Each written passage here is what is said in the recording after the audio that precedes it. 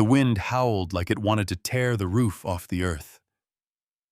Cole Dawson gritted his teeth and shoved his shoulder harder against the old barn door, every muscle straining as the blizzard outside slammed against him. Ranger, his German shepherd, with a coat as gray and ghostly as the storm, paced beside him, ears pinned, body taut. The cold sliced through Cole's worn jacket and flannel like a blade. Snow whipped in sideways, biting his cheeks raw. He should have reinforced the door hours ago. Too late now. Hold Cole muttered, voice tight to no one and everything at once. Ranger growled low in his throat, not at Cole but at something outside. Or maybe beneath them. Something was off. The wind was always cruel in the Bitterroot Mountains. But tonight it screamed. It shrieked through the pines like something wounded, something angry. The kind of sound that pulled a soldier straight back into memories he spent years trying to bury. Then came the crack, a thunderous, gut-deep sound, like bones splitting from the inside out. The roof of the barn gave a groan, long and tortured, and then came the collapse. Cole yanked Ranger back just in time as a full section of the barn caved in on itself with a sound like an avalanche. Wood shattered, tin screamed, a cloud of snow and dust swallowed the world. He hit the ground hard, shielded the dog with his body, then looked up. Half the barn was gone. Hours later, dawn was just a dull smear of light behind heavy clouds. The storm had passed, but its echo lingered in Cole's joints and the ache behind his eyes. Snow draped over everything like a burial sheet. The wreckage of the barn sat crooked and shattered, its bones twisted into unnatural shapes. Ranger had been circling the ruins for 20 minutes, nose-low steps, deliberate. Cole crouched beside him, breath steaming in the frigid air. "What do you smell?" Boy Ranger didn't respond. He didn't bark. He didn't whine. He dug. Frenzied. Precise. Focused. His paws moved like machines, flinging clumps of snow and slush behind him. Not like a dog chasing a rodent, like a soldier executing a drill. Cole's blood ran colder than the wind. "Ranger, easy." But the dog wouldn't stop.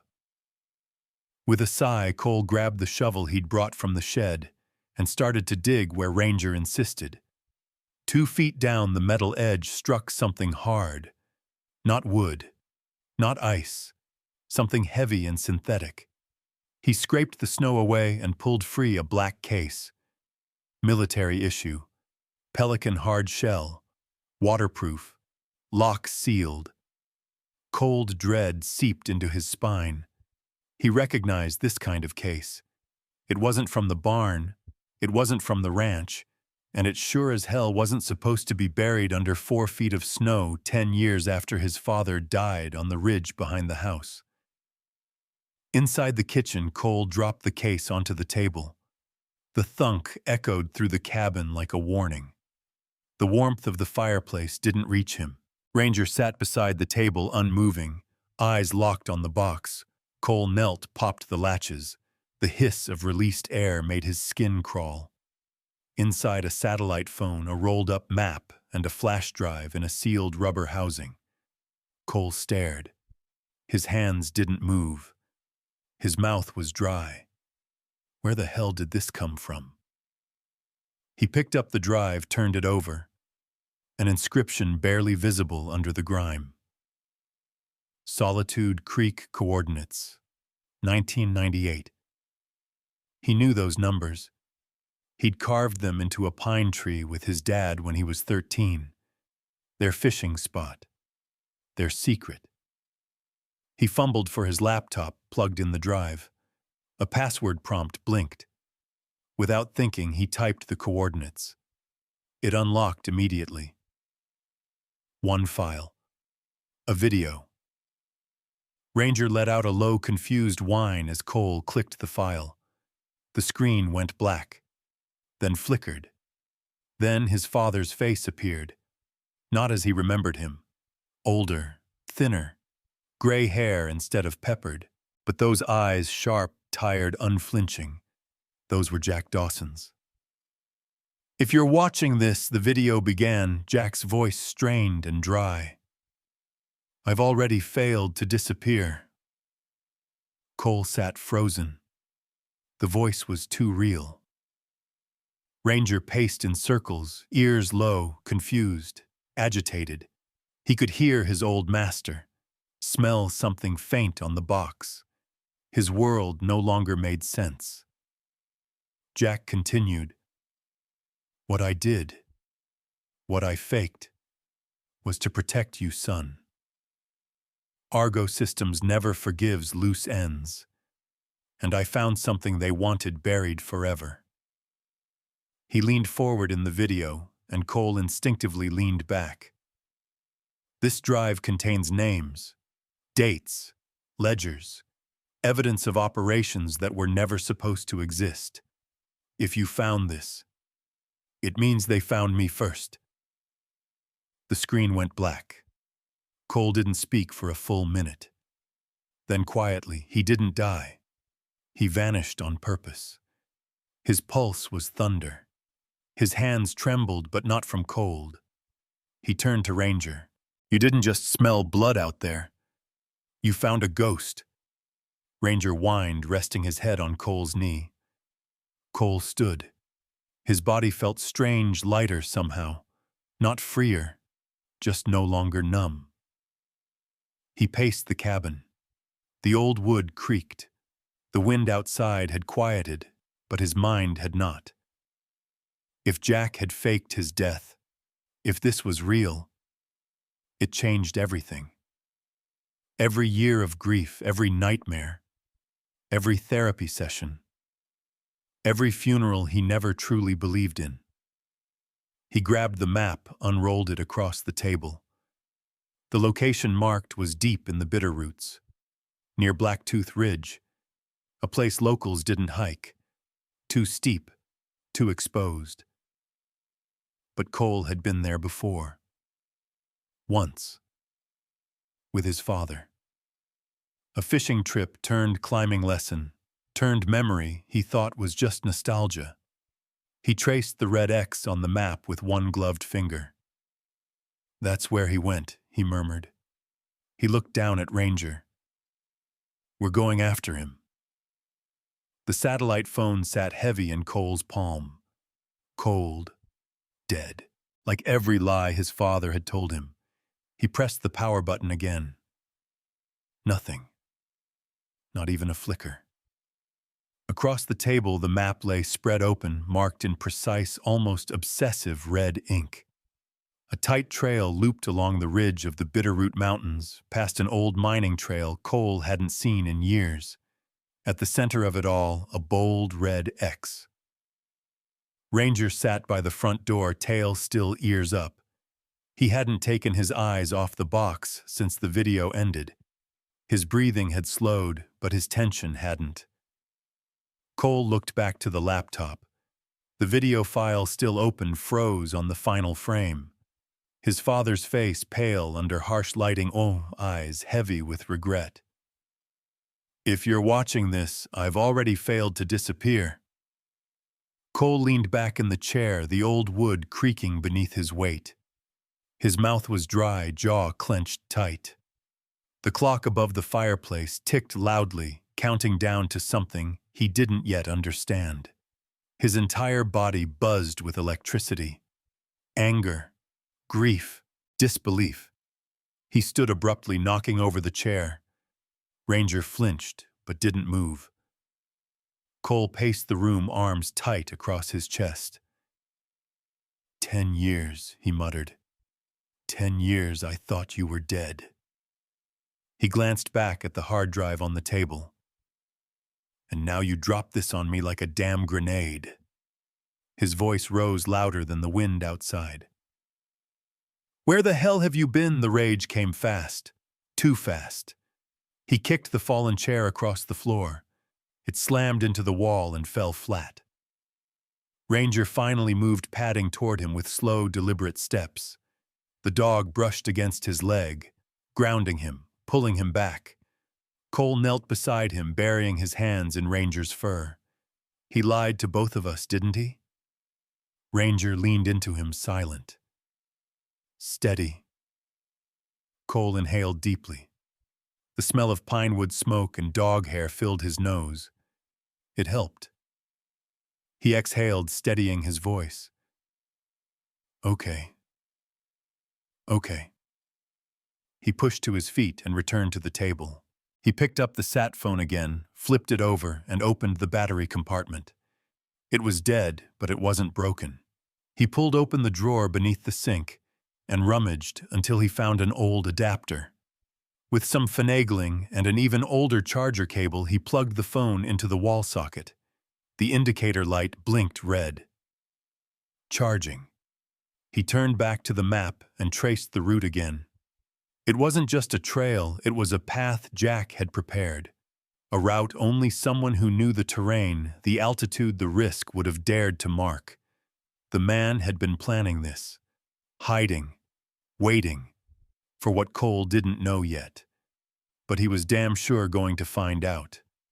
He folded the map with careful precision, then slipped it into his pack alongside the hard drive and a backup pistol.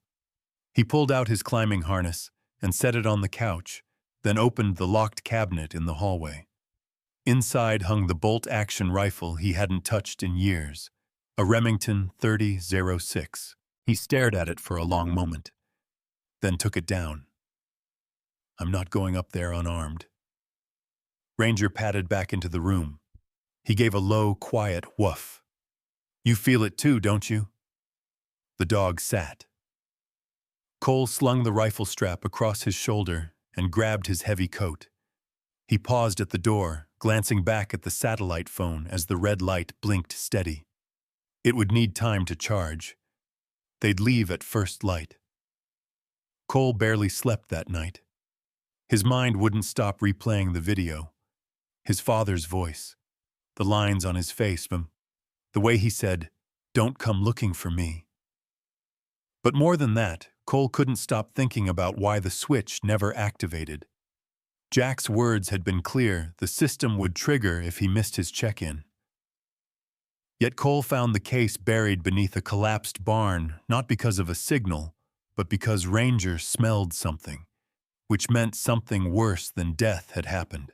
Because if Jack had missed his check-in, and the alert hadn't gone through, then someone had disabled it, or intercepted it. Either way, the clock was ticking. The next morning was a pale gray ghost of itself. The storm had passed, leaving a world coated in silence and snow. Cole stood on the porch pack over his shoulder rifle at his back and Ranger at his side. The trail ahead led into shadow. He locked the door behind him.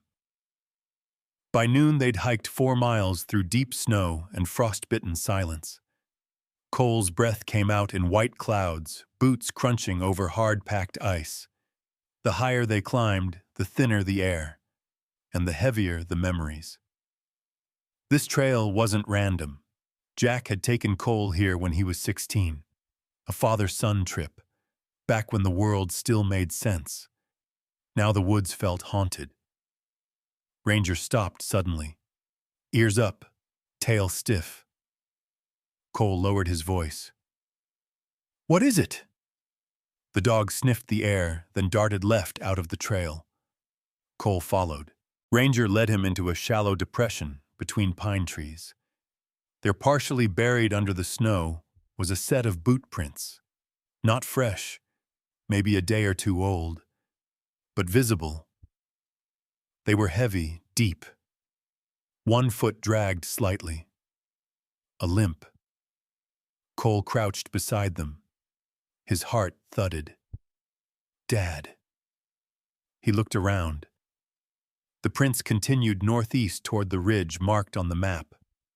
The case wasn't left behind by accident. Jack had meant for someone to find it. Maybe not Cole, but someone. Maybe he'd known the end was near. Cole stood slowly brushing snow from his knees. His breath hitched. If he's out here, and he's hurt. He couldn't finish the thought. Ranger nudged his hand. They kept walking. By late afternoon, the sun dipped behind a curtain of gray clouds. The temperature dropped fast. Cole's legs burned. Ranger stayed close alert. They moved off the main trail and followed the boot prints up a narrow ridgeline. The wind returned with a vengeance. Cole paused by a fallen log and knelt behind it, pulling out the satellite phone from his pack. The charge light was green. He powered it on. A few seconds later, a quiet tone confirmed it had found a signal. He scrolled through the contacts. Only one number. Whitaker. He tapped call. The line buzzed, then rang. Once, twice, 3 times. A click. A woman's voice, sharp and cold. "This is a secure line." "Who is this?" Cole swallowed. "My name is Cole Dawson. I was told to call this number." Silence. "Then Jack Dawson is dead. Whoever you are, you've made a mistake. Hang up now." Cole didn't blink. Solitude Creek coordinates, 1998. Silence again. But this one was different. It was loaded. When the voice returned, it had changed. The ice was gone, replaced by fire. "Say that again," she ordered. Cole repeated it. "Then I'm Special Agent Sarah Whitaker. I was your father's contact." "Where are you?" Cole glanced at the sky. On his trail, he's alive, but he's hurt. The bunker's been breached. Blood. Casings. Someone hit him hard. "You need to listen to me carefully," Whitaker said. "There's no backup. Argo Systems has compromised federal channels. I've been tracking his signal, but it went dark 2 days ago." She paused. "You're his only chance now. There is no cavalry." Cole closed his eyes. "I know. I'll try to reach you, but I'm hours away. You're the only boots on the ground." Cole looked down at Ranger, who stared into the woods, unmoving. "They didn't have hours. Then we move fast." They didn't say goodbye. Just silence. The line went dead. Cole packed the phone away, slung the rifle back over his shoulder, and stepped over the fallen log. The prints in the snow were fading. The trail wouldn't last. And somewhere ahead, his father was bleeding alone. If something buried itself this deep, Cole muttered, maybe it was never meant to stay hidden. He looked down at Ranger. "Let's go dig it out." They moved into the trees, swallowed by shadow and the sound of wind. Ahead lay the bunker, and whatever waited beyond. Snow crunched under Cole's boots as the incline steepened, turning the trail into a test of both breath and resolve. Bitterroot Ridge loomed ahead, shrouded in gray mist and ghost light from a sun buried behind thick clouds. Each gust of wind carried a bite slicing through layers of flannel and fleece like needles.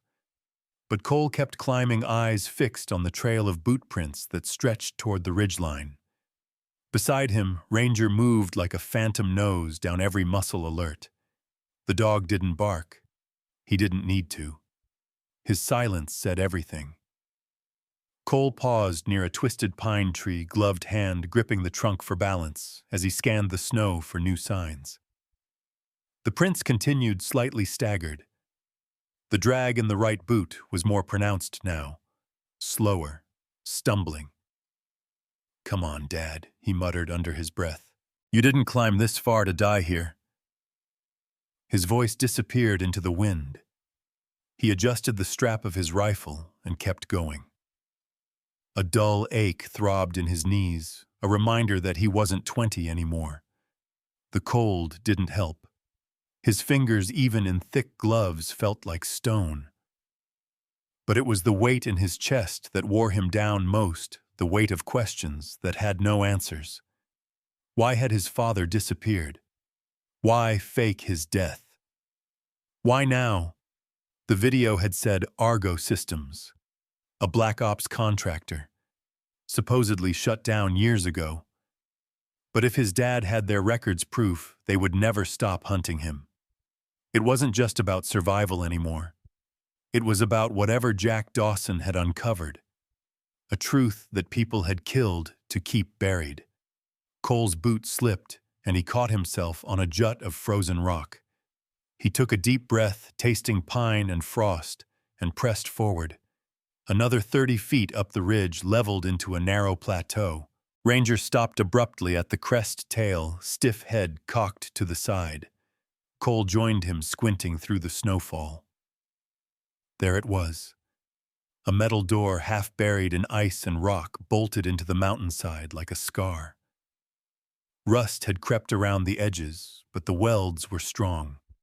This was no miner's shack. It was military grade, secure, hidden, and open. Just a crack. Cole felt his pulse jump. He stepped slowly toward it, rifle now in his hands, barrel low but ready.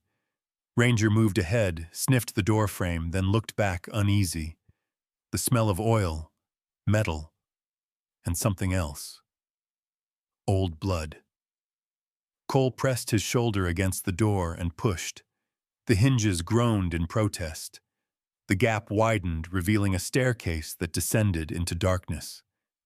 He clicked on his headlamp and started down, rifle raised. Ranger followed silently, each step measured. The temperature dropped immediately. This place was deep, built to be invisible. 10 steps down the stairs leveled into a narrow corridor. Wires ran along the ceiling, some exposed. The lights were off, but the emergency glow strips pulsed faintly along the floor. A backup system. The hallway opened into a wide room, part command center, part shelter. Metal shelves lined the walls, lockers, storage bins. A cracked monitor flickered in the far corner, its screen static. A folding cot sat in the back mattress, stained with dried blood. Nearby, bloody gauze, ripped medical tape, a shattered IV bag. Ranger growled low in his throat. Cole scanned the room. No sign of a body, just chaos. Bullet casings littered the ground near the doorway. A table was flipped on its side. Burn marks scarred one wall. There had been a fight. Cole stepped carefully through the room, crouched beside the cot, and examined the blood pattern. Not a spray. A leak. Steady. Controlled. Jack had been wounded. Maybe a bullet. Maybe shrapnel. But he'd been able to patch himself up and move. He didn't die. He vanished on purpose, Cole whispered. And someone found him. Cole stood, heart thumping louder than his boots on the concrete floor. He moved toward the corner where a second doorway led into another room. A locked panel next to it was pried open, wires severed cleanly. They were cutting power, systems, communication. Someone wanted this place blacked out. Cole stepped inside the second room. It was smaller. A monitoring station. Screens lined the walls, now all blank, except for one still displaying static. In the center of the floor sat a man back against the wall holding a rifle, the weapon aimed directly at Cole. "Don't move." The voice was gravel wrapped in steel. Old, worn, familiar. Cole froze, then took a slow step forward. Walt, the man, blinked. Recognition dawned like a sunrise behind tired eyes. "Jesus," Walt Harlan said. He lowered the rifle. "Cole." Cole exhaled, lowering his own weapon. Walt looked like a ghost dragged through war. Thick beard, blood-stained parka, and eyes that hadn't seen sleep in days. His hands trembled as he set the rifle aside and tried to stand. Cole crossed the room in two strides, grabbed the old man's arm and helped him up. "I thought you were dead," Cole said. "I was supposed to be." Walt coughed hard. "So was your father." "What happened?" Walt limped to the wall, leaned against it, and slid back down. "They came. 3 days ago. Jack was here. Said they'd found him. We triggered fallback protocol, but they were faster." Cole knelt beside him. "Where is he?" Walt shook his head slowly.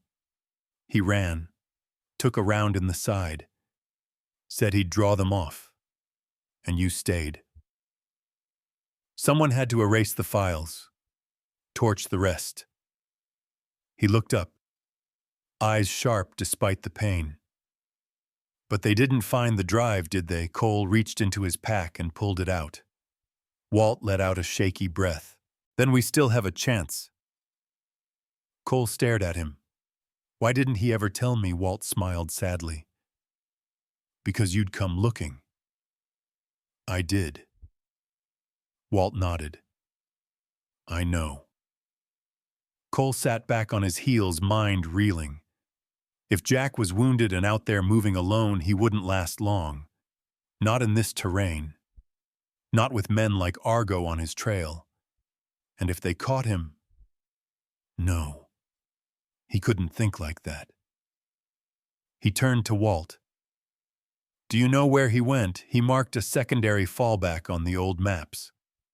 "Raven's Perch. East side of the range. It's abandoned now, but..." Cole finished the sentence. "It's remote. Hard to reach. Good cover." Walt nodded. Cole stood. He turned to Ranger, who had stayed silent through the reunion, pacing the edges of the room. "We need to move," Cole said. Walt winced. "You'll never make it in time without a shortcut." Cole raised an eyebrow. "There's an old trail the Forest Service doesn't maintain anymore. Gets you halfway there in 6 hours. You gonna make it?" Walt coughed again, wiped blood from his lip. "I'll slow you down. Not leaving you here. I've got my own way out." Walt handed him a burner phone. "Just get to Jack before Cross does. Cross leader of the team hunting him. Ex-Argo. Trained with us. Real son of a bitch." Cole nodded. "Then I'll make sure he doesn't get what he's looking for." Walt reached out, grabbed Cole's arm. "You don't understand. This isn't just about Jack. If Cross gets that ledger, if Argo buries this again, nothing changes. No justice, no truth." Cole met his eyes. "I'm not just here to find my father." He looked down at the flash drive, then out the door into the snow beyond. "I'm here to finish what he started." Snow fell again by mid-morning. Not the wild, howling storm kind, but the quiet, steady kind that blanketed everything in a deceptive peace. Cole moved quickly through the timberline, following the overgrown service trail Walt had told him about.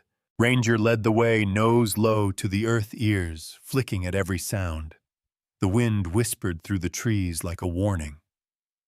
Each crunch of snow beneath Cole's boots echoed in his ears louder than it should have. He checked his GPS twice. They were getting close. The shortcut had saved hours, but it came at a cost. The trail was narrow, bordered by steep cliffs on one side and jagged rock outcrops on the other. One wrong step and you'd slide 100 feet straight down. Not that Cole hadn't done worse in combat boots and body armor. But the difference now, he was carrying the weight of 2 people and a truth that had the power to burn everything down. Every time he looked at the drive tucked safely into his pack, he thought of his father's voice, brittle but unbroken. "If you're watching this, I've already failed to disappear." He hadn't disappeared. He'd buried himself. And Cole had just become the shovel. They rounded a bend in the trail, and the trees opened into a small ravine carved by meltwater and time. Up ahead, like a scar cut into the mountainside, loomed a vertical ice wall, thick, bluish white, and impenetrable to the naked eye. It was beautiful. And it was wrong. Cole stopped. Ranger did too. The coordinates matched. This was the location marked on the secondary map Jack had hidden in the bunker. But there was no cabin, no shelter, just solid ice at least 30 feet across and 10 feet high. Cole slowly approached, eyes scanning the face of the ice. That's when he saw it. A line, faint, carved deliberately, a seam. He stepped closer, pulled off his glove, and ran his fingers across it. It wasn't natural. It was too clean, too precise, just wide enough to be a hidden door reinforced and frozen shut. He stepped back and examined the ground.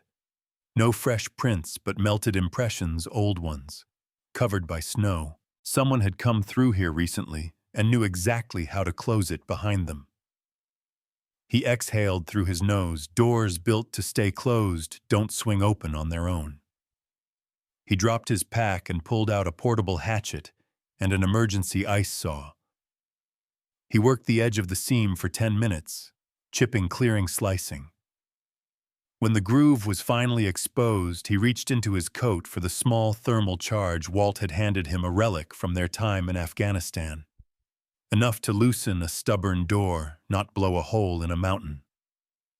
He affixed the charge, retreated 20 feet, and shielded Ranger behind a fallen log. The explosion was muffled but deep. Snow shifted from the trees above. Ice cracked, and then the door gave way. Cole approached with caution rifle raised. The opening revealed a tunnel sloping downward, cut straight into the rock and reinforced with steel plating. Emergency lights flickered along the walls like dying fireflies. Somewhere deeper, the hum of backup generators murmured low and steady. Cole stepped inside. The air changed instantly, colder, thinner, stale with disuse. Ranger's paws padded softly against the concrete. The dog stayed low, silent, tail down. Every signal told Cole something was off. They moved quietly down the corridor. Scratched paint, bullet holes, blood dried into the concrete. Signs of a struggle. Again. Cole's grip on the rifle tightened. The tunnel opened into a staging room bigger than the bunker below the ridge. This was a real fallback shelter.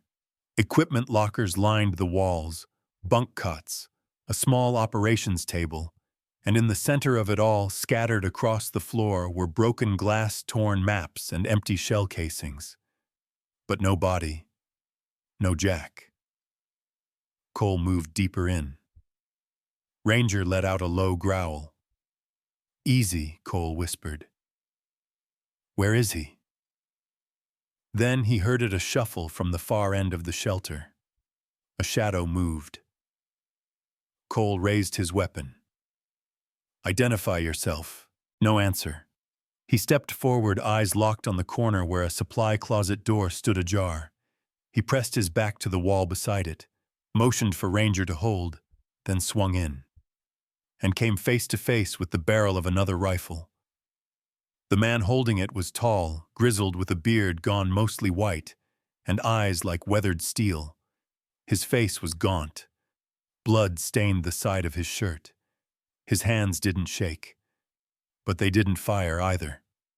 For a second, neither of them moved. Then the man blinked. His expression shifted. "Cole." The name cracked the silence like thunder. Cole lowered his rifle, breath catching. Dad Jack Dawson staggered forward, the rifle falling from his hands. Cole dropped his own weapon and caught him before he fell. Jack collapsed into his arms. You found me," he rasped, coughing. "Jesus, Dad. You're bleeding." Jack nodded weakly. "They came. I ran. Got lucky." Cole lowered him to the makeshift cot, tearing open a field kit from the wall. and beginning to check the wound. It was bad. A bullet had clipped through Jack's side, through and out, but dirty, infected, swollen with fever. "You should be dead," Cole said, breathless. "I tried," Jack whispered. "Didn't take." Cole worked quickly, cleaning the wound, packing gauze, injecting antibiotics Walt had slipped into his kit. Jack winced, but didn't complain. "I thought, if you found the drive, you'd run." "You told me not to look for you," Cole said, voice rough. Jack opened his eyes. "But you did." Cole nodded. "Of course I did." Jack tried to sit up. "We don't have much time. Cross is coming. He won't stop." "I know," Cole said. "Walt told me everything." Jack's face darkened. "Then you know why I had to vanish. What Argo did, what we covered up, it can't stay buried. That drive is leverage. Names, money, orders. If Cross gets it—" "He won't," Cole said flatly. "I've got it. It's safe." Jack exhaled slowly, visibly relaxing for the first time. "But you can't run anymore," Cole continued. "It's over." "No." Jack's voice was firmer now. "It's not. You need to go. Take the drive. Get it to Whitaker. She'll know what to do, not without you. I'm slowing you down. I'm not leaving you behind." They stared at each other, the standoff of 10 years breaking in real time. Jack finally relented. "All right. But you'd better have a plan." Cole smirked. "Working on it." Then from outside, a sharp bark. "Ranger!" Cole jumped up, rifle in hand. He rushed toward the entrance, knelt low, scanned the trees through his scope. 2 silhouettes, far off, moving quick, tactical, too quick. Cross, Cole muttered. "They found us." Jack staggered beside him. "Then we don't have much time." Cole turned back to the room. "We'll hold here. Long enough to move." Jack nodded. "There's a supply shaft out back. Drops down into a ravine." "We can take it," Good Cole said. "Grab what you can." He looked down at Ranger, who returned to his side, still watching the entrance. Cole's heart pounded, but his mind was clear now, focused. He had the drive, he had his father, and he had one shot to get both out alive. As he checked the magazine in his rifle and reloaded, he muttered under his breath, "Let's see if Cross still remembers who taught him everything." Snow had started falling again, fat, wet flakes drifting down like feathers from a torn pillow, silencing the world outside the ice bunker. Inside, the tension was sharp enough to cut steel. Cole double-checked the latch on the supply shaft hatch at the back of the shelter. It was hidden well behind a rusted set of storage shelves now pushed aside. Jack leaned against the wall nearby, pale and breathing hard, clutching his bandaged side. The wound still bled a little, soaking through the gauze, but he was upright, alert, gritting his way forward. "You good to move?" Cole asked, voice low. "I'll crawl if I have to." Cole nodded and adjusted the rifle strap across his back. Ranger stood by the front entrance, ears perked, tail stiff. He hadn't taken his eyes off the corridor since the first distant crack of movement echoed through the tunnel 15 minutes earlier. They were coming. Cole turned to his father. "We go through that shaft, we lose line of sight. We won't know where they are." Jack didn't hesitate. "That's the point." Cole opened the hatch, revealing a dark, narrow tunnel that sloped sharply downward. Cold air poured out like a breath from the mountain's lungs. "You first," Jack said. "You're kidding." Jack gave him a weak smirk. "You think I survived 10 years in the woods by being polite?" Cole rolled his eyes and dropped into the tunnel, sliding carefully. Ranger followed with perfect silence. Jack came last, grunting from the strain but managing the descent. The shaft was barely wide enough to maneuver. The walls pressed in. Claustrophobia settled over them like frost. After 10 minutes, the tunnel leveled out. Cole unlatched the outer exit, a reinforced steel flap, camouflaged with moss and stone. He pushed it open and emerged into a narrow ravine lined with towering pines and jagged rock walls on both sides. The sky above was nearly dark now, clouds thick and low snow falling harder. Jack stumbled out behind him and exhaled. That buys us time. Cole scanned the ridge. Not much. A single sharp bark from Ranger sent a chill down his spine. Cole turned, raising his rifle. From high above on the opposite ledge, a figure emerged. Tall, broad-shouldered, rifle slung, black tactical gear. He stood there like he belonged to the mountain. Crossjack said bitterly, his voice barely above a whisper. Cole kept his scope trained. You sure no one else walks like they own every war they've ever fought? The figure lifted a hand and tapped the side of his head. He was wearing comms. Then he lifted 2 fingers and pointed directly at Jack, then turned and disappeared over the ridge. They're hurting us, Cole muttered. Yep, Jack said, back toward Raven's Perch. Why not hit us here because Cross doesn't want to kill us yet? He wants the ledger. He wants to look me in the eye when he erases me. Cole glanced at his father. And what happens when he realizes we're not going to hand it over? Jack's jaw tightened. Then he gets the war he's been aching for. They moved fast through the ravine, cutting east toward the lower trail that would eventually bend toward Raven's Perch, a ruined fire tower abandoned for decades. Jack had marked it on the fallback map. If they made it there, they'd have height, cover, and a narrow pass to defend.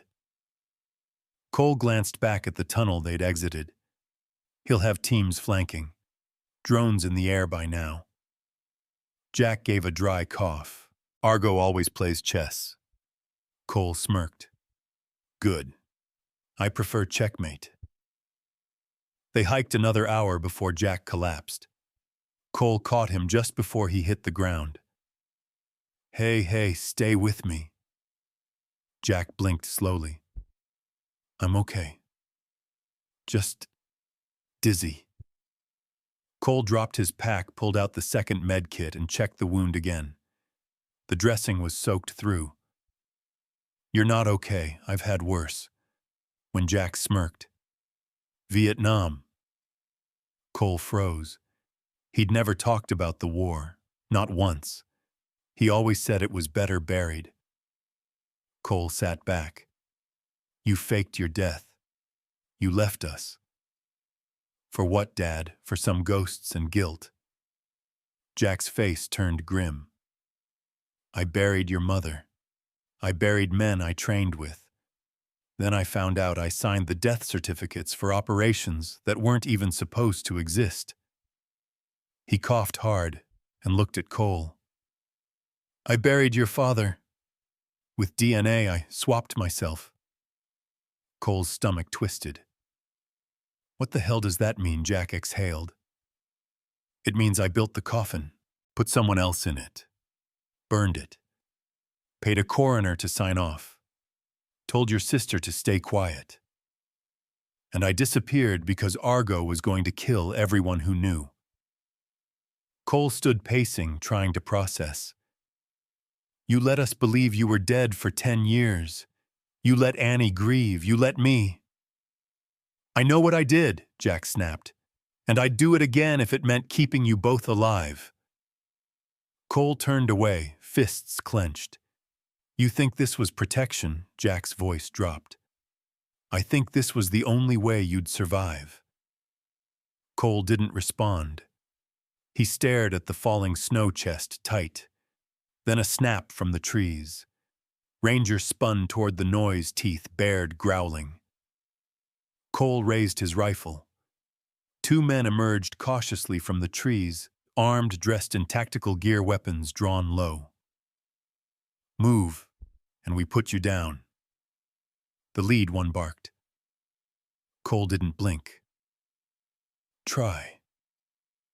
Jack sat up slowly. "Cole." But Cole had already moved. 2 shots. Both center mass. The men dropped before their fingers fully curled on the triggers. Ranger didn't even flinch. Silence returned to the forest, like a breath held too long. Jack looked up at his son. Well, looks like someone remembered his training. Cole was breathing hard. Focused. "I didn't forget a damn thing." He checked the bodies. Scouting party. They were close. Too close. He turned back to Jack. "We move now." The terrain sharpened as they approached the canyon entrance to Raven's Perch. Snow had piled up in strange drifts, burying old paths and revealing dangerous new ones. Cole's legs burned with the effort, but he kept going. Jack was slower now, leaning heavier with every step. But he didn't complain. Not once. Ranger paused suddenly, hackles rising. Cole followed his gaze. At the tree line up ahead stood a figure. Not Cross. Smaller. Civilian clothes. Hood pulled up. Cole raised his weapon, but the figure held up both hands. A woman stepped forward. "You aiming to shoot your sister, or are you gonna help me carry this medical kit?" Cole's jaw dropped. Annie Jack nearly fell over. "What the how did you—" Annie Dawson pushed past Cole and wrapped her arms around their father. "Walt called me. Told me everything. Told me you'd need help." Cole stepped forward, speechless. Annie looked at both of them. "You idiots really thought you could finish this without me?" Jack's eyes welled. "Annie." She touched his face. "Let's get you inside. You can lie to me later." They climbed the final steps to the ruined fire tower as snow began to fall harder. It creaked in the wind, but stood strong. Cole looked around. "We can hold this. Funnel them through the pass. Keep the drive safe." Jack nodded. "Then what?" Cole checked his rifle. "Then we end this. No more running." Annie turned to him. "What happens if we fail?" Cole looked at his father. Then Ranger. Then the snow-drenched woods beyond. "We won't." The fire tower groaned as the wind ripped across the ridge, shaking its skeletal frame like it might tear itself apart. Snow slapped against the metal siding, each gust a reminder that time was running out. Cole stood at the top of the narrow staircase, scanning the tree line below through the scope of his rifle. Nothing but white haze and pine shadows. But he knew better. They were out there. Moving. Waiting. The hunt has already started. The question is, are we the prey or the bait downstairs? Jack rested against the cabin wall, eyes half closed but listening. Annie paced the narrow interior, chewing her thumbnail, a habit she hadn't kicked since she was 12. Ranger lay by the doorway, ears perked, tail flat, muscles coiled. Cole lowered the rifle and exhaled. They're setting up a perimeter. Tight, but not reckless. This isn't a blitz. It's a box. Annie looked up. "They're trying to trap us," Cole nodded. "Classic containment. No shots, no noise. They want us scared and boxed in." Jack opened one eye. "That's Cross." Annie crossed her arms. "You've faced him before, trained him," Jack replied, voice dry. He was sharp, efficient, scared of the wrong things. "What does that mean?" she asked. Jack winced as he adjusted his bandaged side. "Means Cross doesn't fear bloodshed. He fears exposure." Cole returned to the table and unrolled the map again. They'd drawn lines, marked every approach, estimated response times. But now, It all felt too neat, too fragile. If Cross really wanted the drive, and not just revenge, then this wouldn't end with a firefight. It would end with a message. Cole pointed to a narrow pass southwest of the tower. If I were Cross, I'd come through here. High ground, natural choke point, can drop teams in fast. Jack nodded. That's where we make our stand. Annie raised an eyebrow. You mean where you make your stand? Cole turned to her. We're not splitting up. We should. One of us runs the drive out, while the others cover. Cross can't chase all of us. Jack interrupted. No. That's what he wants. A break in the line. Then he picks us off one by one. Annie's jaw tightened. So what do we do? Sit here and wait, no, Cole said. We turn the trap inside out. He bent over the map, tracing with his finger. There's a fuel depot just down the valley. Abandoned, but probably still has tanks buried under the snow. Annie caught on fast. You want to rig it, Cole nodded. Draw them in, set the charge, light it up. Jack gave a small smirk. You always did like fireworks. Cole didn't smile back. We'll need a distraction. Someone's got to lead them out. I'll do it, Jack said immediately. No, Cole shot back. You're bleeding. You're not running anywhere. I can walk. You'll die. I'll take a few with me, Jack muttered. Annie raised her voice. Stop. Both of you. They fell quiet. She looked at them both. I'll do it. Cole shook his head. Annie, I'm the only one who can move fast, who knows the signal timing. She pointed to the comms Cole had taken off one of the scouts. I can feed them chatter. Lead them right where we want them. Cole looked at her. You've never been in a live op. She stepped forward. But you trained me like I would be. Every camping trip, every emergency drill, every damn obstacle course you dragged me through, you made sure I'd be ready for something. Well, here it is. Jack gave a slow nod. She's right. Cole didn't like it. Every instinct screamed to protect her. But she was steady, focused, not scared, just ready. All right, he said quietly. But you move on my signal, not before. She nodded. Copy. They got to work. An hour later, Cole and Annie moved through the trees low and fast. Snow blanketed everything. No wind now, just the muffled silence of incoming danger. Cole had slung his rifle across his chest, both hands free as he crouched near the old fuel depot. The tanks were still intact, frozen solid and crusted in ice, but functional. He opened a vent cap and sniffed. Still potent. He rigged 2 charges, small but precise, taped them against the base of the tanks. Enough to start a firestorm. He looked at Annie. Once I signal, you run north. Cross will follow. They always go for the weakest link. She raised an eyebrow. And what makes you think I look weak? Cole gave her a crooked grin. Because you're not a threat until you pull the trigger. She smirked, then turned serious. Don't miss your cue.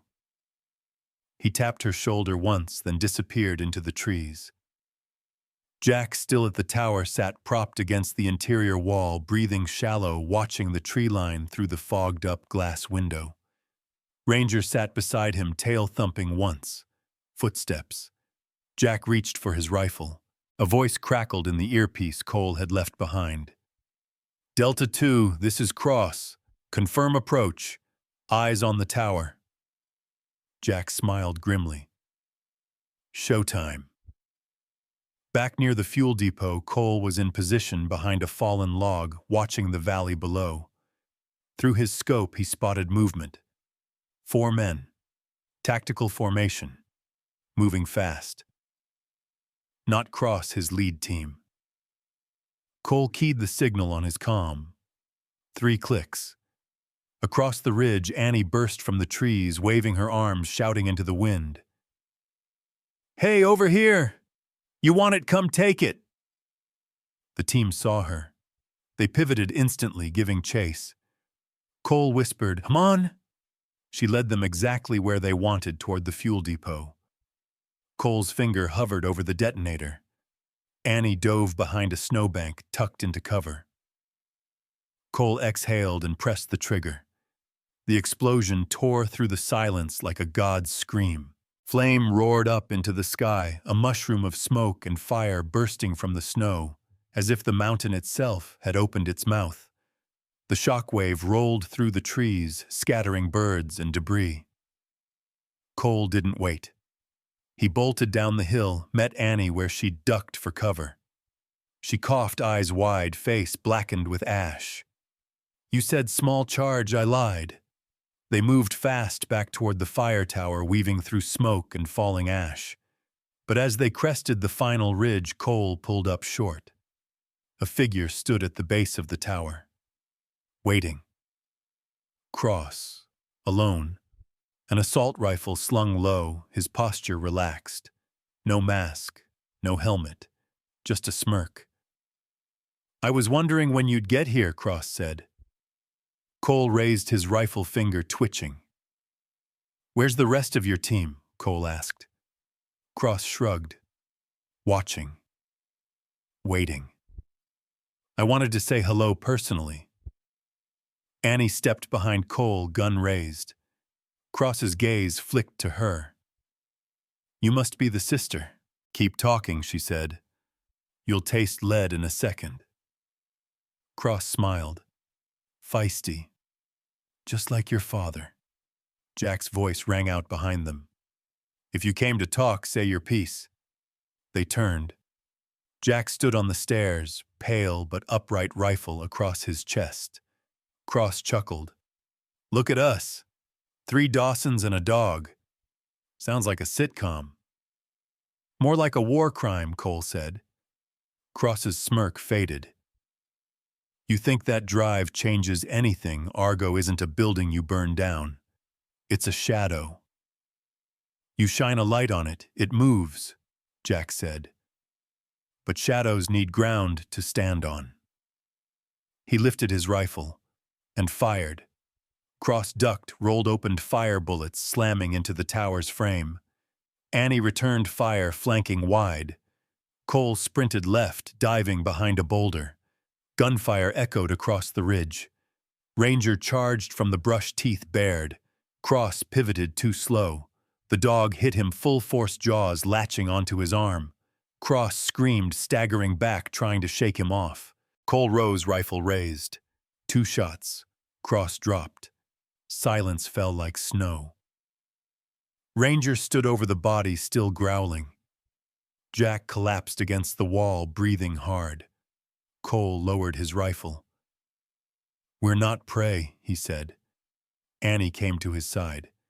"No, we're the trap." Smoke still lingered in the trees as the sun began to rise, its dull light bleeding slowly through the heavy clouds. Cole stood at the edge of the ridge, rifle slung across his back, eyes locked on the shape of Cross's body, below, unmoving in the snow. Ranger paced nearby, ears alert, scanning the tree line for movement. But the only sound now was the wind, and it was quieter than before. Jack sat on a broken crate inside the fire tower, the exhaustion of everything they'd just survived weighing heavy on his face. Annie was at his side, rewrapping the soaked bandage on his side, working with calm hands and a clenched jaw. Cole walked in boots, leaving tracks in the blood-melted snow. He tossed his pack onto the table and pulled out the flash drive. "We need to finish this," he said. Annie looked up. "That means getting this into the right hands." "Whitaker," Jack rasped. "She used to run oversight for the Senate Intel Committee. She tried to expose Argo in '09 before they buried the audit." Cole nodded. "You trust her?" Jack managed a faint smile. I trust that she's angry, and angry people don't forget. Cole inserted the drive into his weather-worn laptop. The screen blinked, then opened to a folder labeled Confidential, Echo Roster Ledger. He clicked it.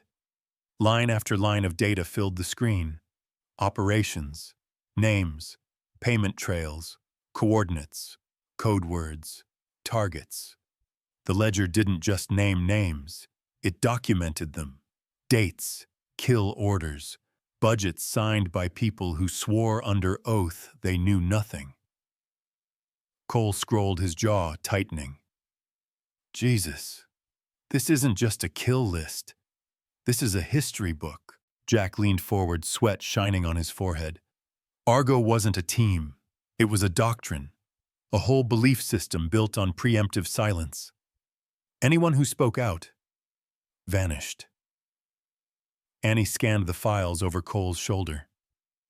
They were executing civilians, journalists, whistleblowers. Jesus, Cole. Cole kept scrolling. Near the bottom, he stopped. His eyes hardened. There it was. His mother's name. Evelyn Dawson, he read aloud. Jack closed his eyes. Annie covered her mouth.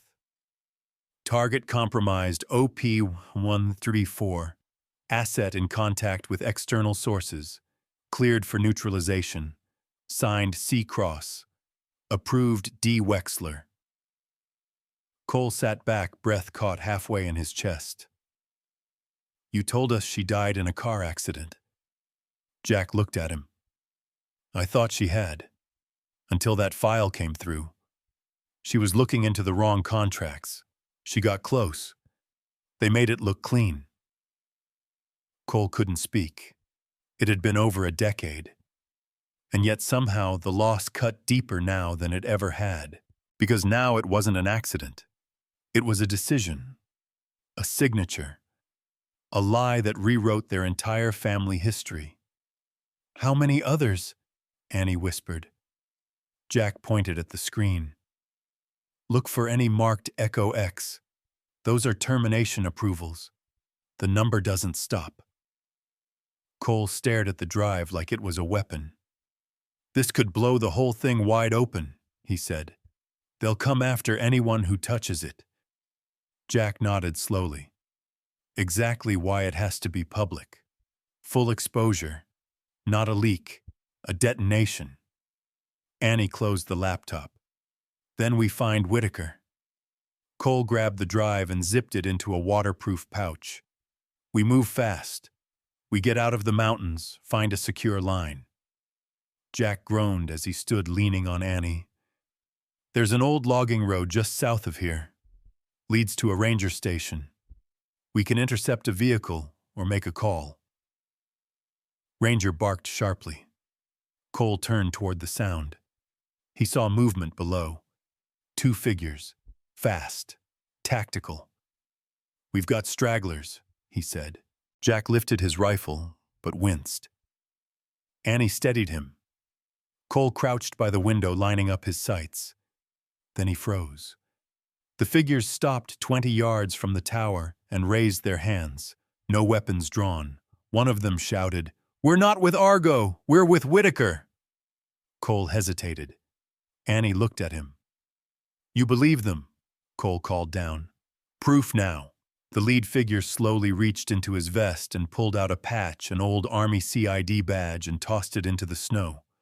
Cole sent Ranger down first. If they were lying, the dog would know. Ranger approached, circled, then sat. Cole exhaled. Come up, slowly. Minutes later, the 2 strangers entered the tower. The older one introduced himself as Agent Harris, formerly of Army Criminal Investigation Command. The younger woman was Agent Ruiz, a digital forensics specialist. Whitaker got word from Walt Harlan 3 days ago, Harris explained. He sent a dead drop with coordinates, said the ledger was active again. We've been chasing Argo remnants for years. Now we can bury them. Cole handed him the drive. This is everything. Don't hide it. Don't edit it. Harris nodded. You have my word. Annie stepped forward. If anything happens to this, we go public ourselves. We have backups. Multiple. Ruiz smirked. Smart. They moved quickly. Harris called in a dust-off chopper. Ruiz transmitted encrypted packets to a secure server. Cole stood at the edge of the tower again, watching the sky. Jack joined him. You did good, son. Cole shook his head. We did what we had to. Jack put a hand on his shoulder. That's what good looks like sometimes. Cole turned to him. What happens when this goes public? Jack looked out across the snow-covered forest.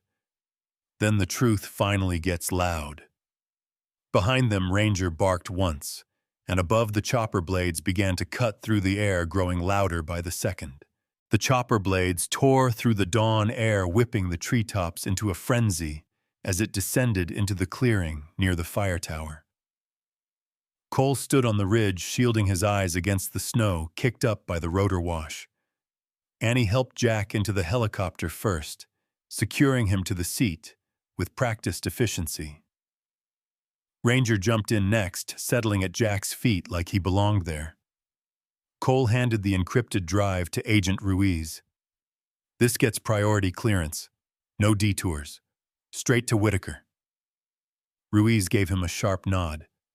Already secured it to the internal server. But the physical copy goes to her no matter what. You have my word. Cole looked her in the eye. That better mean something. She didn't flinch. It does. Agent Harris tapped Cole on the shoulder. You sure you're not coming with us? This bird's hot. We've only got one window. Cole shook his head. If this is going to hit, I need to see the fallout myself. I'm not hiding in a safe house while the world burns. Annie stood next to him, face grim. Neither am I. Harris frowned. Whitaker can keep you safe. Cole glanced at Jack in the chopper. He's the one they wanted gone. If they think he's dead, let's keep it that way. The rotor whined louder. Harris nodded, gave a quick salute, then pulled the door closed. Within seconds, the chopper lifted off and vanished into the thickening sky. Cole and Annie stood in the swirling snow as the sound faded. She turned to him. You know, the second that drive goes live, everything changes, right? He nodded. That's the point. She narrowed her eyes. And we're ready for what comes next. Cole took a long breath, staring at the white horizon. No. But we move anyway. 2 days later, the first wave hit. Cole watched from a corner booth in a forgotten roadside diner near Cheyenne as the TV behind the counter erupted with breaking news banners, footage of military contractors escorting high-level officials out of federal buildings, satellite images of black sites suddenly marked on Google Earth, an emergency press conference scheduled by Senator Whitaker in D.C. The crawl at the bottom of the screen was endless. Leaked dossier exposes operation Argo government accused of unauthorized targeted killings. Annie slid into the seat across from him, her phone buzzing nonstop. Whitaker just dropped the bomb. Full document release authenticated, time-stamped. Your name's not in it, but Dad's is. Cole stirred his coffee. He knew it would be. She scrolled through her messages. 3 cabinet resignations. Wexler hasn't shown his face. Cross is still officially missing. Let him stay that way, Cole muttered. She glanced up. They're going to look for us eventually. They already are. He handed her a burner phone. We go dark, change cars, change names, but we don't stop. Annie hesitated. You want to keep pushing this? He nodded. We have to. Argo wasn't one man. It was a network. And now it's panicking. She leaned in. So what's next? We just chase ghosts, Cole's voice dropped. The system doesn't erase monsters. It promotes them. We hunt until there's no one left hiding behind a classified file. She stared at him for a beat, then nodded. They left the diner before the news cameras arrived. Meanwhile, far from Wyoming, in a cold granite room beneath Capitol Hill, Whitaker stood at a podium, surrounded by reporters, analysts, and two very nervous aides. The room was silent as she placed the encrypted drive down and looked straight into the cameras. What you are about to read is not fiction. It is not a conspiracy theory. It is evidence. Verified, cross-referenced, and deadly. She paused. This is the truth. Buried for years beneath national security exemptions paid for with taxpayer dollars and enforced with blood. Behind her, monitors displayed fragments of the Echo Ledger. She continued. And this truth, it doesn't belong to the powerful anymore. The room exploded in questions. Cole and Annie drove west in an unmarked pickup moving through back roads and ghost towns. Every gas station TV blared updates. Every motel clerk glanced at them sideways. They ditched the truck by nightfall and picked up a new one from a contact in Idaho. By the time they crossed into Oregon, Wexler's face had appeared on every channel.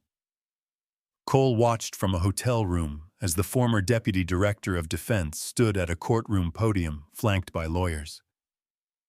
These claims are categorically false, Wexler said. I have never authorized any unlawful operation against American citizens. Annie scoffed. Even his lies are practiced. Cole leaned forward. He's buying time, waiting for the counterattack. What counterattack? She asked. Discredit Whitaker. Question the evidence. Paint us as traitors. She frowned. Then we go louder. Cole smiled. Now you sound like Dad. That night their motel room phone rang. Cole picked up, tense. Who is this? A calm voice answered. You don't know me, but I know what you did. Cole froze.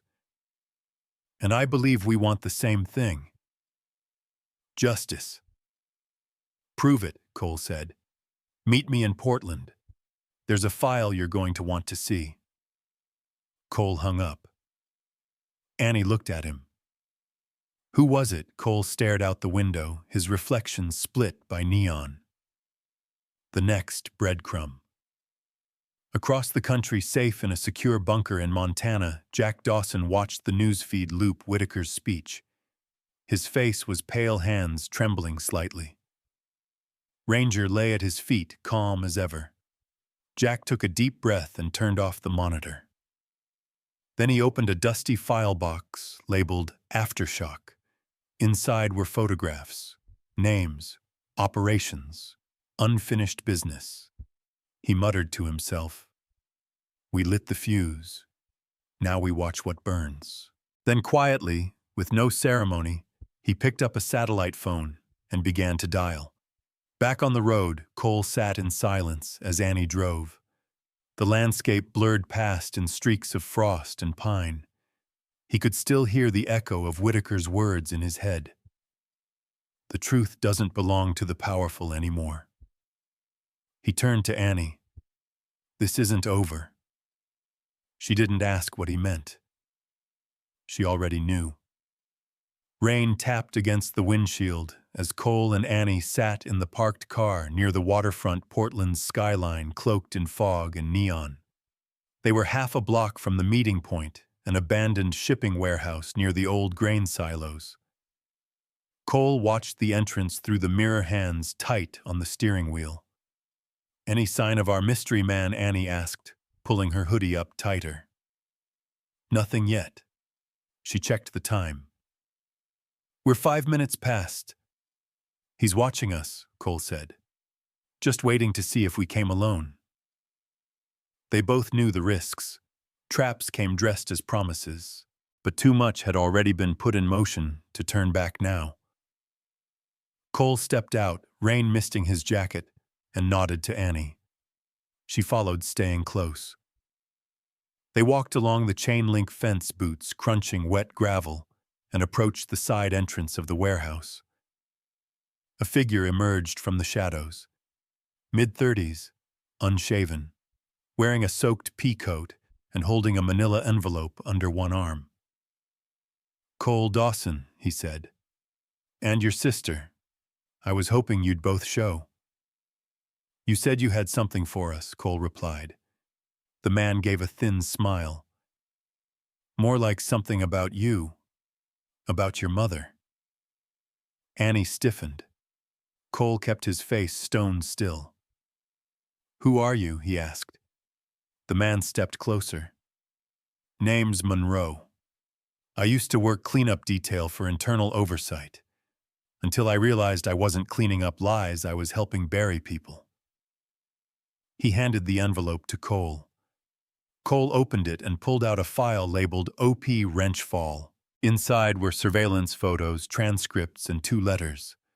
One was signed by Evelyn Dawson. Cole read aloud. "They're watching me. If anything happens, it won't be an accident." Annie leaned in. "That's her handwriting." Cole scanned the rest. One photo showed Evelyn meeting with someone, a man with his back to the camera, but the outline was familiar. Too familiar. "That's Wexler," Cole muttered. Monroe nodded. 3 weeks before she died. She had proof Argo was running operations off the books. She went to Wexler thinking she could reason with him. Cole clenched his jaw. She walked into the lion's den. "And he signed her death warrant," Monroe added. Annie took the folder. "Why are you giving this to us?" Monroe shrugged. "Because I kept copies. I knew someday someone would come digging. And because I made a promise to someone who helped me walk away." "Who?" Cole asked. Monroe hesitated, then said, "Your father. Before he disappeared, he sent me a file. Said if anything ever happened to him, to wait for you." Annie swallowed. "So Dad knew everything?" Monroe nodded. "And he was trying to protect you both. That's why he kept you out of it for so long." Cole looked down at the envelope. "There's a line in here. Coordinates. It's a vault," Monroe said. "Safe house in rural Oregon. Off the grid. Built by Argo. Abandoned now, but what's inside might be the nail in the coffin." Annie crossed her arms. "Why not bring this to Whitaker yourself?" Monroe chuckled bitterly. "Because she won't trust me. And frankly, she shouldn't. I was a cleaner. I burned files for a living. But I never burned these." Cole nodded slowly. "We find the vault. We finish this." Monroe reached into his coat and handed Cole a small thumb drive. "Backups. Same contents. In case you need proof along the way." Cole pocketed it. "You coming with us?" Monroe shook his head. "No. I stay in the shadows. But I'll be listening. And if this gets loud, I'll be there." He turned and vanished into the rain. Back in the car, Annie stared at the folder. "Do you believe him?" she asked. Cole started the engine. "I believe he wants out. And guilt's a hell of a motivator." They drove through the city in silence, heading for the coordinates. Traffic thinned as they left the urban grid behind, following forest roads slick with mud and lined with moss-covered trees. Hours passed. Dusk fell. Fog rolled in like a wall. Finally, they reached a gravel road that led up a ridge. At the top, tucked behind overgrown brush and a rusted metal gate, sat a concrete structure half sunken into the earth. The safe house. Cole parked and scanned the area with binoculars. No signs of movement. No recent tire tracks. He approached slowly, weapon ready. Annie followed, holding a flashlight. The door was locked with a keypad. Cole entered the 6-digit string from the envelope. The lock clicked. Inside, the air was stale but dry. Shelves lined the walls covered in dust. Old gear, military rations, maps, and in the back a reinforced steel cabinet. Cole opened it. Inside were 3 boxes, one labeled OP Legacy, another Silencer Channels, and the last Phoenix Fund. Cole opened the Legacy box first. Inside were field reports, memos, voice recordings, all tying Argo operations to civilian assassinations, many of which had been ruled as unrelated deaths, cross-referenced with payments from shell companies leading back to Wexler and several others still in government positions. Annie held up a worn cassette recorder. "There's a tape here, dated 2 days before Mom died." Cole played it. Evelyn's voice crackled through the static. Nervous. Measured. "They said I was mistaken, that I was chasing ghosts, but ghosts don't make bank transfers. They don't erase documents in real time. I'm not crazy. If this reaches my children, don't let them tell you silence is safety. It never was." Annie closed her eyes. She knew. Cole whispered, and she fought anyway. They stayed in that room for hours, scanning files, photographing everything. The deeper they went, the more connections they uncovered. Finally, Annie stood. "This is enough. With what Whitaker already has, this turns the fire into an inferno." Cole nodded. "We deliver it. Carefully. Quietly." He paused. "Unless we make it loud." Annie tilted her head. "What are you thinking?" "A live broadcast. Files released in real time. No edits. No filters. We don't just hand it to the press, we become the press." She smiled. "Now you sound like Mom." Cole looked out the small window, watching the clouds roll over the darkened treetops. "She left us the match. Time to light it." Back in D.C., Whitaker received an encrypted ping on her private line. She opened the file and scrolled. Her eyes widened. Then she whispered, "Oh my God, this changes everything." The motel room in Bend, Oregon was barely bigger than a prison cell. A flickering fluorescent light buzzed above the table where Cole had laid out 3 burner phones, 2 laptops, the encrypted hard drive, and a mess of USB cables. The air was heavy with anticipation and cold coffee. Annie sat cross-legged on the bed, flipping through notes from the vault. "We need redundancy. Upload from 3 different networks or they'll trace and cut it." Cole didn't look up. Already working on it.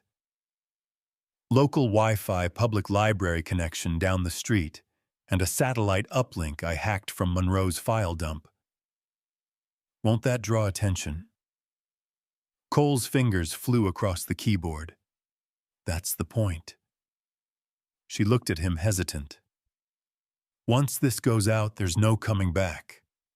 Wexler's people will come at us hard." He glanced up. "They're already coming." Her eyes dropped to the flash drive labeled Phoenix Fund. "You sure everything's in there? Every account, every transaction, every shell company. Argo used to fund black ops and pay off politicians. If this hits, it doesn't just burn Wexler, it scorches half the tree." She exhaled, then lighted up. Cole clicked the final key. All right. Countdown started. At midnight Eastern, every file uploads to 6 independent mirrors. Even if they shut one down, another goes live. Then the failsafes trigger media alerts, AI-curated summaries, and a hard push across darknet boards. He leaned back in his chair, rubbing his eyes. "Now we wait." Annie got up, walked to the window, and pulled back the curtain slightly. The street was still. Too still. She turned to him. "What if they find us before midnight?" Cole tapped the edge of his pistol on the table. "Then we buy time." 3 hours later, the knock came. 3 taps. Pause. 2 more. Not a neighbor. Not a maid. Cole grabbed his Glock and motioned for Annie to stay back. He opened the door an inch. Monroe stepped inside, rain-soaked and out of breath. "They found you," he said flatly. Cole shut the door behind him. "How many 3 SUVs? Blackout plates. Parked 2 blocks down, setting up a perimeter. I cut through the alley, but you've got 15 minutes max." Annie cursed under her breath. "They're trying to kill the upload." "They don't have to kill it," Monroe said. "Just you. You're the only voice that can authenticate the files now. If they take you out, the data gets labeled fake." Cole slammed a fist on the table. "We should have gone live already." Annie held up a phone. "What about the broadcast link, the one you pre-coded?" Cole hesitated. "It's unfinished. The stream isn't secured yet." Monroe stepped forward. "Then finish it. Go live now. No filters, no protection, just raw truth." Cole looked at him. "That means no safety net." Monroe nodded. "And that's the only reason they haven't killed Whitaker yet. You give them a chance to spin this in silence, they will." Cole stared at the screens, then turned to Annie. "You ready?" Her jaw clenched. "Been ready since the day they lied about Mom." Cole keyed in the override. The screen lit up. A live feed activated, pulling in the camera from his laptop. A blinking red dot appeared. They were live. "Signal's out," he whispered. "All channels open. Every reporter in the country just got a ping." He leaned into the camera, looked straight ahead. "My name is Cole Dawson. What you're about to hear is not a story. It's not a conspiracy. It's the truth. Verified, unedited, and deadly." Annie stood beside him, voice steady. "This isn't about revenge. It's about justice for those who were silenced, disappeared, erased from the record." Cole slid the first folder forward. Operation Argo was never just intelligence oversight. It was a machine built to eliminate threats, domestic and foreign, and cover its tracks with government money and falsified security memos. He held up the Phoenix Fund file. "This is how they paid for it. Through banks in Luxembourg, the Caymans, and corporate fronts inside our own borders." He clicked the first release. Data scrolled across the screen: names, locations, amounts. Cole continued. "My mother, Evelyn Dawson, tried to stop this. She was murdered 3 weeks after confronting Deputy Director Wexler." He paused, then pressed play on her final tape. Her voice, crackling but clear, filled the silence. "If this reaches my children, don't let them tell you silence is safety. It never was." The room held its breath. The feed continued streaming. Viewers began joining in droves. Live comments flashed by in dozens of languages. Monroe checked his burner. "They're coming.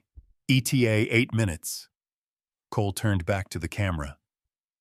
"They don't want you to hear this. They want you to doubt us. To think we're rogue agents, conspiracy theorists. But we've uploaded everything, publicly. And once you know, you can't unknow." Annie leaned in. "We're not the only ones anymore. This truth belongs to you now." Cole nodded. "Let them try to bury it. It won't stay buried." He disconnected the feed and triggered the cascade. Files began duplicating to public mirrors. Monroe turned to them. That was one hell of a middle finger. Annie checked her watch. Now we run. 6 minutes later, headlights slashed through the window. Cole and Annie were already in the back alley sprinting toward the getaway car Monroe had stashed behind a laundromat. Gunfire cracked behind them, tearing through the motel walls. Monroe fired 2 shots into the air to create confusion, then dove into the driver's seat. Annie slid in beside him while Cole covered their exit. They sped off just as another SUV screeched around the corner, tires spitting gravel. "They're not giving up," Monroe said. "Then we don't stop," Cole replied. In Washington, D.C., Whitaker was in mid-session with an emergency committee when her aide burst through the door. "Senator, it's live. Dawson just released it. The full archive." Gasps and shouts erupted around the room. Screens were turned on. Phones buzzed. The Capitol was no longer in control of the narrative. Whitaker stared at the scrolling data and whispered, "Oh, help us all." Hours later, in an undisclosed bunker beneath northern Idaho, Jack Dawson sat in front of a screen. He watched the feed play again, listened to his wife's voice one more time. "You don't silence the truth, you only delay its voice," he murmured, finishing her sentence. Then he stood, and for the first time in years, picked up a weapon. Across the country, protests erupted. Journalists scrambled. Congressional subpoenas were issued within 12 hours. Arrest warrants followed. Operation Argo was no longer a secret. It was a firestorm, and Cole Dawson had become a matchstick in a powder keg. The safe house in Montana was cold quiet and wired to the teeth with stolen military-grade surveillance equipment. Cole sat cross-legged in the shadows of a storage room lined with concrete and steel, watching the monitors flicker. He had a pistol within reach, but his focus stayed on the screen where the world was unraveling. Riots outside Capitol buildings. Emergency Senate hearings. Whistleblower interviews flooding the airwaves. The Phoenix Fund documents had detonated exactly as expected, but the fallout had moved faster and harder than even Cole anticipated. Annie entered, tossing a newspaper onto the table. 3 more arrests. 1 Supreme Court clerk. 2 private contractors tied to Argo's logistics wing. Cole scanned the headline, "Argo Network Collapses Under Federal Pressure." Monroe walked in next, hands in his coat pockets. His face was tight, voice low. "You both need to see this." He turned on the center monitor and pulled up a live video feed. It showed Senator Whitaker standing at a press podium, her face pale but resolute. "We have initiated emergency oversight proceedings," she said. "But in the course of our investigation, I must regretfully confirm that Deputy Director Miles Wexler has evaded federal custody. He is now considered a fugitive." Cole gritted his teeth. "He ran." Monroe shook his head. "He didn't run. He shifted." "Listen to this." Whitaker's speech continued. "We believe Wexler has activated what remains of a covert asset network originally designated under Argo, but now operating without state oversight." Annie looked up. "Meaning he has soldiers and a lot of money." Monroe nodded. "He's not hiding. He's going on offense." Cole stood. "Then we make our move first." Annie hesitated. "Where?" "We can't chase a ghost." Monroe pulled a file from his jacket and laid it on the table. Inside were satellite photos, encrypted text logs, and a heat map of eastern Virginia. He resurfaced briefly near Fort Detrick. "There's a decommissioned facility in the woods outside Quantico, one that's never been on any official record. That's where the signals led." Cole narrowed his eyes. "The Hollow." Monroe nodded. "That's what Argo called it. It's where they kept their final tier data. The fallback node. If Wexler wants to erase everything we have left, That's where he'll do it. Cole grabbed his gear. Then we go to the hollow. 2 days later, the Virginia woods stretched like an endless labyrinth of mist and silence. Cole, Annie, and Monroe moved on foot under cover of darkness, following coordinates fed to them by an intercepted SAT signal. The hollow wasn't visible from the air. A design feature. It was built underground, camouflaged by natural terrain and abandoned infrastructure. From the surface, it looked like nothing. But when they reached the clearing, Cole saw it a concrete hatch buried beneath an old generator shack. They cleared debris and opened the hatch, descending into silence. The facility smelled of damp metal and something long dead. Power was minimal. Emergency lights blinked red. "He's been here," Monroe said, "but he didn't shut it down." Annie scanned a wall panel. He left the server core intact. Cole moved quickly through the halls, past darkened observation rooms and broken terminals until they reached the archive chamber. Banks of servers lined the walls. In the center stood a single terminal active. Cole approached it cautiously. A login prompt flashed. Monroe handed him a cracked code tablet. One-time decryption key. "Jack built it before he vanished. Said you might need it." Cole entered the sequence. The screen blinked, then opened. Files poured across the interface. Names, operations, videos, and Wexler's voice. "If you're hearing this, it means I underestimated you, which is rare, but not impossible. You think you've exposed a system, but you haven't. You've just shone a light on a Hydra's head. Cut one off, two grow back. That's how it works. That's how it survives." Cole stared at the screen, breathing slow. Annie whispered, "He's mocking us." Wexler's voice continued, "You think this was about power, money, numbum. It was about control, about safety, about building a world where threats are neutralized before they learn how to aim. But now you've forced my hand. So here's my counteroffer: walk away. Or watch the system reabsorb your little rebellion. Your truth isn't a revolution, it's a delay." The screen went black. Then a timer appeared. 0500. Monroe backed up. "It's a purge." Annie moved fast. "He's wiping the entire server. Every trace. Backups, too." Cole pulled a drive from his coat and plugged it in. "We clone what we can." The timer kept ticking. 4:23. Bits of code spilled across the screen. Download speed, slow. Too slow. Outside motion sensors tripped. Monroe turned, drawing his weapon. "We've got incoming." Cole stayed at the terminal. "Buy me 5 minutes." Annie took cover by the hatch.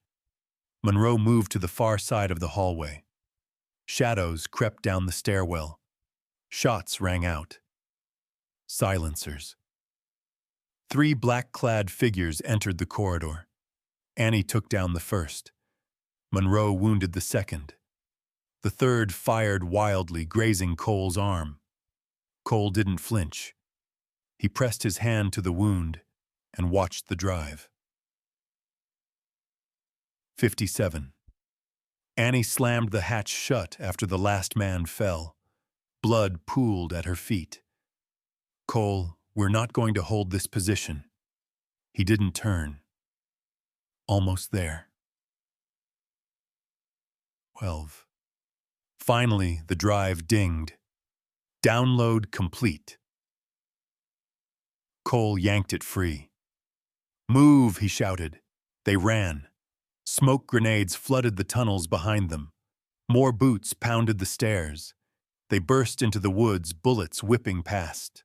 Cole shoved the drive into Annie's vest. "If I go down, you run. You run and you bury them with this." Annie shook her head. "We go together or not at all." Monroe led them down a ravine toward a creek. They dove in and let the current carry them, vanishing into the dark.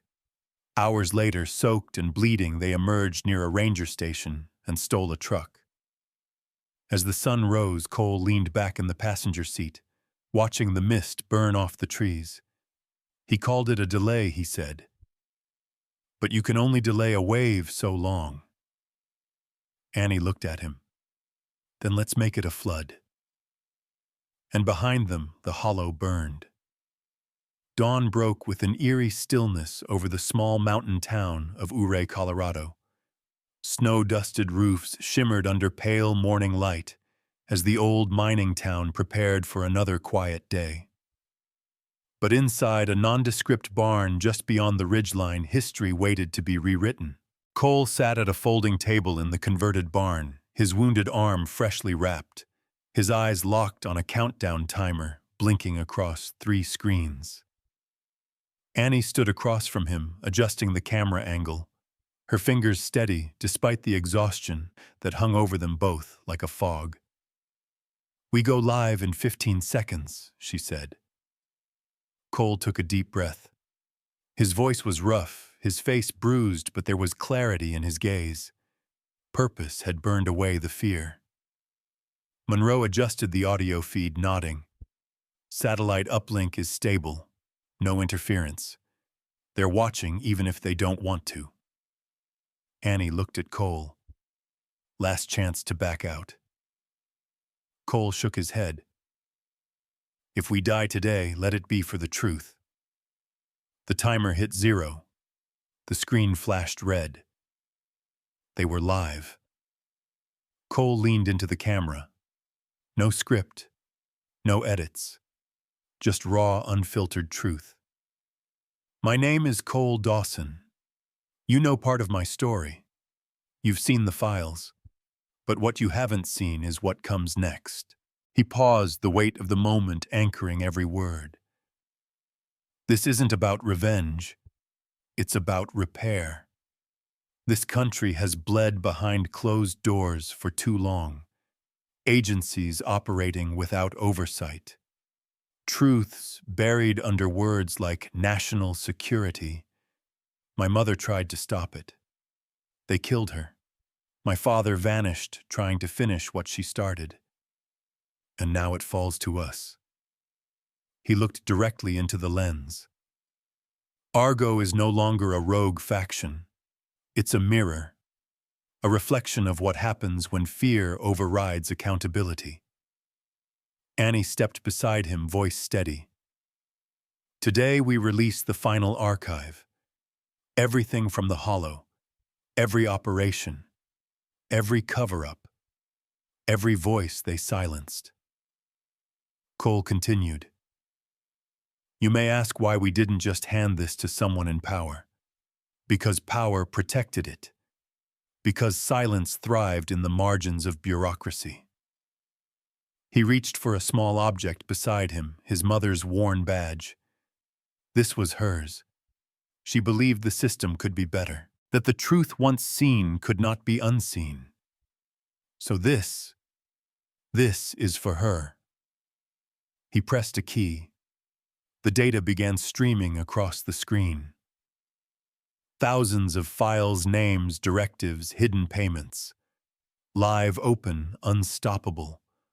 Across the country, phones buzzed. News anchors broke script mid-segment. Congressional aides scrambled. Social feeds exploded. And in the chaos, something remarkable happened. People listened. Not to argue, not to defend, but to hear. Survivors of Black Ops programs came forward. Journalists offered protection to sources. A senator demanded a full war tribunal investigation, and the public, tired, jaded, and divided, stood still, together. In the barn, the broadcast continued. Monroe monitored the mirror sights, his face blank until he finally whispered, They can't shut it down. It's done. Cole stood from the table, stepping back, his eyes wet but unbroken. They wanted us to believe change only comes through permission. But it never has, he said. Annie looked into the camera. They told us truth would divide us. but maybe, just maybe, it can unite us. She ended the stream. Silence flooded the barn, then applause. From the doorway, a shadow emerged. Jack Dawson.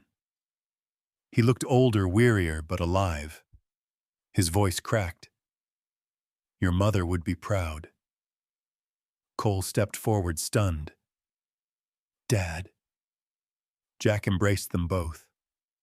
The years of pain, of loss, of silence collapsed in that single moment. I saw the signal, Jack said. I came to help, but you didn't need me. Cole pulled back. We needed to finish it. For her. For all of them. Jack nodded, looking around the barn. Then let's make sure they never bury it again. In the following weeks, the nation convulsed with reckoning. Arrests swept across multiple agencies. Civilian oversight panels were established. The Argo Act was introduced, a law mandating transparent accountability for all clandestine programs. Senator Whitaker led the charge, and though Wexler remained at large, stripped of resources, he had become a hunted man, not a shadow in control. The truth had cracked the walls, and that was enough for now. Months later, Cole walked along the edge of a snowy trail in the San Juans Canyon, trotting beside him. He wasn't running anymore. He wasn't hiding. He was living. Annie had returned to D.C., now consulting with a new civilian intelligence task force. Monroe disappeared again, leaving only a note. I clean what I can, burn what I must. Jack had settled in a cabin not far from the trailhead, finally finding a measure of peace. Cole paused at a ridge overlooking the valley below. He pulled from his jacket a folded photo, his mother in uniform, smiling. We did it, he said quietly. You started it. We finished it. He let the wind carry her image into the sky, then turned and walked forward. Because in the end, the truth wasn't a weapon. It was a seed, planted in the broken ground of silence. And finally, it had started to grow.